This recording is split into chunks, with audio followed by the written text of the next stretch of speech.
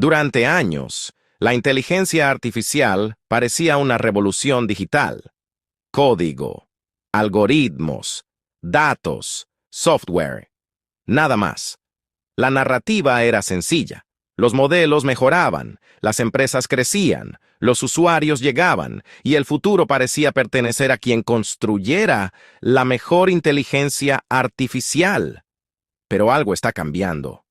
Porque las empresas de IA ya no están gastando millones, están gastando decenas de miles de millones, y para conseguir ese dinero, ya no acuden únicamente a Silicon Valley.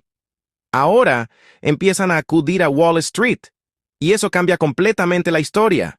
Porque cuando una industria empieza a necesitar financiación masiva, infraestructura física, energía, crédito y deuda privada, deja de parecerse a una startup. Empieza a parecerse a algo mucho más grande. Y quizá el mayor error de los últimos años fue pensar que la inteligencia artificial sería simplemente otra revolución del software. Porque el software escala barato. La infraestructura no. Y la IA está descubriendo la diferencia. Durante las últimas décadas, Internet enseñó una lección muy poderosa. Si construías un producto digital exitoso, podías crecer a una velocidad extraordinaria. Google empezó siendo un buscador, Facebook una red social universitaria, Netflix una empresa que enviaba DVDs por correo. Ninguna parecía destinada a convertirse en uno de los negocios más influyentes del planeta. Pero compartían algo. Todas eran empresas de software. Y eso significaba que podían escalar de forma extremadamente eficiente. Construías una vez, vendías millones de veces, añadías usuarios, añadías servidores, seguías creciendo. Cada nuevo cliente aumentaba los ingresos mucho más rápido de lo que aumentaban los costes. Era una máquina extraordinaria. Y durante años, esa fue la gran promesa de la economía digital. Crecer sin límites físicos. Por eso tantos inversores se enamoraron del software, porque parecía diferente a todo lo anterior. No había que construir ferrocarriles, no había que perforar pozos de petróleo, no había que levantar fábricas gigantescas, solo hacían falta ordenadores, programadores y una buena idea. Era una visión increíblemente atractiva. Y durante mucho tiempo funcionó. Cuando aparecieron los primeros avances modernos en inteligencia artificial, muchos asumieron que la historia volvería a repetirse. Parecía lógico. Los modelos eran software. Los algoritmos eran software. Las aplicaciones eran software. Por tanto, la IA debía comportarse igual que cualquier otra empresa tecnológica. Construir, escalar, crecer, repetir. Parecía la continuación natural de Internet. Pero la realidad resultó mucho más complicada. Porque entrenar inteligencia artificial no consiste simplemente en escribir código. El código es solo el principio.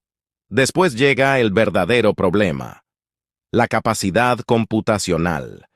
Y ahí es donde todo empieza a cambiar.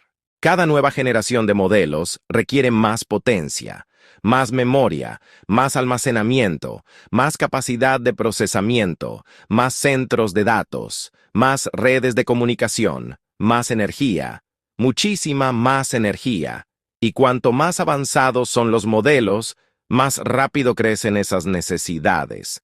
Lo que antes requería cientos de procesadores, ahora requiere miles. Lo que antes requería miles, ahora requiere decenas de miles.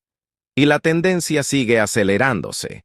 Durante años, muchas personas imaginaron la inteligencia artificial como una aplicación, algo parecido a una red social, a un buscador, a una plataforma digital.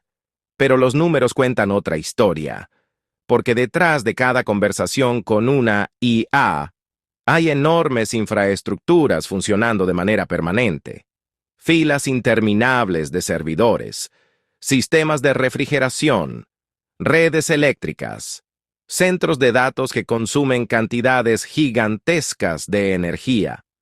Todo para responder preguntas que parecen simples. Y cuanto más se desarrolla la industria, más evidente se vuelve algo.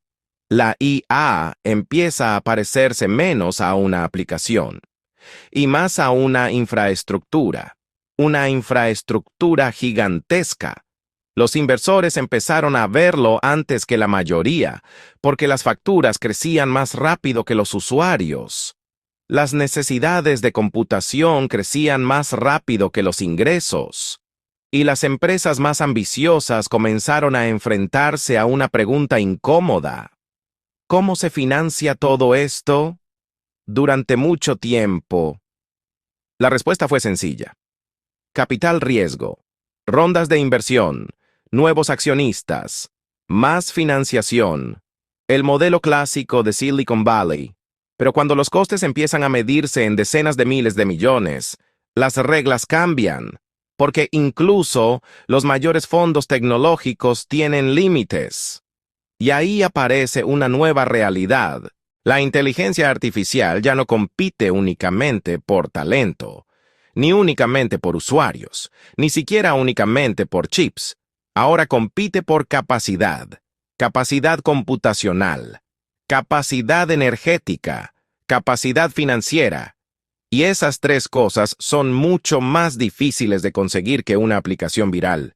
La situación empezó a recordar algo que la industria tecnológica no veía desde hacía mucho tiempo. Los cuellos de botella físicos. Algo que Internet parecía haber dejado atrás. Pero que la IA ha vuelto a poner sobre la mesa. Porque puedes tener los mejores ingenieros del mundo. Puedes tener el mejor modelo. Puedes tener los mejores algoritmos, pero si no tienes suficiente capacidad para entrenarlos, no puedes avanzar. Y eso cambia completamente la economía del sector. De repente, las conversaciones dejaron de girar únicamente alrededor de modelos y empezaron a girar alrededor de centros de datos, electricidad, redes, infraestructura, financiación y contratos multimillonarios. Algo que se parecía mucho menos a Silicon Valley y mucho más a una industria pesada. Fue entonces cuando algunas de las empresas más importantes del sector empezaron a tomar decisiones que habrían parecido impensables pocos años antes. Ya no bastaba con conseguir más usuarios. Había que asegurar acceso a recursos físicos, a largo plazo, durante años, a una escala gigantesca, y fue ahí cuando la historia de la inteligencia artificial empezó a cruzarse con otro mundo.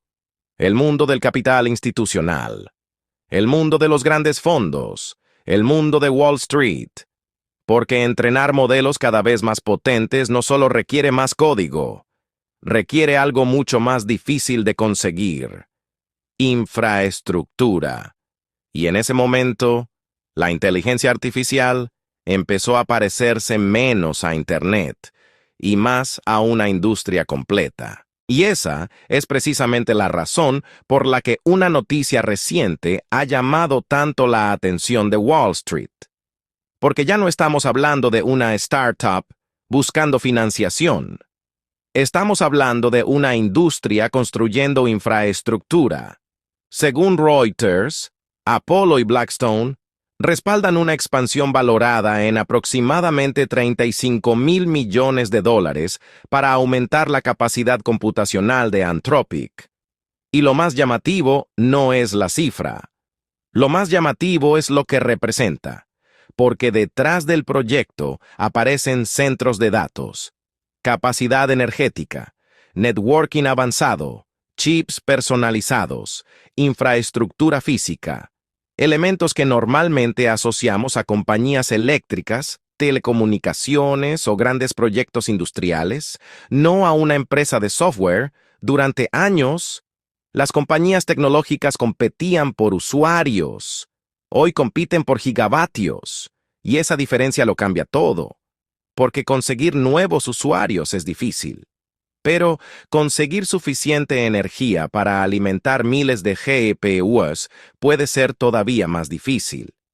La primera fase del proyecto contempla aproximadamente 1 gigavatio de capacidad, y la ambición es superar los 20 gigavatios hacia 2028. Son cifras que empiezan a parecerse más a las necesidades de una industria nacional que a las de una startup tecnológica. Por eso, la noticia importante no es únicamente Anthropic. La noticia importante es quién pone el dinero. Apollo, Blackstone, algunos de los mayores actores del capital privado del mundo, fondos acostumbrados a financiar infraestructuras, inmobiliario, energía, activos físicos, no aplicaciones móviles. Y cuando ese tipo de inversores empieza a entrar en una industria, normalmente significa que la industria ha cambiado de fase. La historia económica está llena de ejemplos parecidos. Los ferrocarriles comenzaron como una innovación tecnológica. Después necesitaron vías, estaciones, puentes, financiación masiva. La electricidad siguió el mismo camino. Las telecomunicaciones también. Incluso Internet acabó necesitando cables submarinos, centros de datos y redes globales. Todas las grandes revoluciones tecnológicas terminan chocando con la misma realidad. La infraestructura. La inteligencia artificial parece estar entrando exactamente en ese momento. El momento en el que la tecnología deja de ser únicamente una idea y empieza a convertirse en una economía que consume energía, que necesita financiación, que requiere activos físicos y que depende cada vez más de la capacidad para construir, no solo para programar. Quizá por eso muchas personas siguen analizando la IA como si fuera una aplicación, como si todo dependiera únicamente del mejor modelo, del mejor chatbot o de la mejor interfaz. Pero la verdadera batalla podría estar ocurriendo en otro lugar. En los centros de datos, en las redes eléctricas, en los contratos de financiación y en las empresas capaces de construir toda esa infraestructura. Porque el cuello de botella ya no parece ser el software. El cuello de botella parece ser todo lo que hace posible que el software exista. Y cuando eso ocurre, las reglas cambian. Quizá dentro de unos años recordemos este momento como el instante en que la inteligencia artificial dejó de parecerse a Internet y empezó a parecerse a algo mucho más grande. Porque el mayor error fue pensar que la IA sería una revolución digital barata de escalar. La realidad está demostrando algo muy distinto, que entrenar inteligencia artificial puede requerir la misma lógica que construir ferrocarriles, redes eléctricas o infraestructuras nacionales. Y cuando una industria empieza a necesitar deuda, energía, centros de datos y capital institucional para seguir creciendo, ya no estamos hablando simplemente de software. Estamos hablando del nacimiento de una nueva infraestructura económica, y esa factura apenas acaba de empezar a llegar.